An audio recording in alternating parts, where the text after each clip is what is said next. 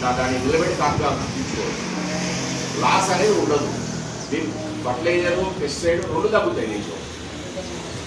మనకి ఏంటంటే ఇంకొకటి లాస్ట్ వన్ ఏం చెప్పేది ఏంటంటే మనము డిఏపి వేయొద్దు పత్తికి.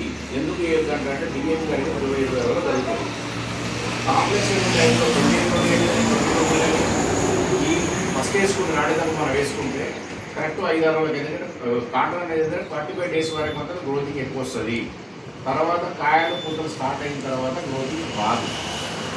అనవసరంగా గ్రోతింగ్ అంటే ఎన్ని మందులు ట్రాక్టర్ మందులు తీసుకుంటే కూడా వేస్ట్. కాకపోతే ఏంటంటే డిఏ వచ్చిందంటే 10 గంటలు 20 గంటలు వేసుకుంటారు. అట్లాంటి వద్దు, ఎందుకంటే డబ్బులు వేస్ట్ మీరు. నేను ఏమంటున్నానంటే రాగానే కానీ తీయచ్చు, కాబట్టి కూడా ఉండదు. ఇంత చెప్పాల్సిన అవసరం లేదు. అవునా కదా?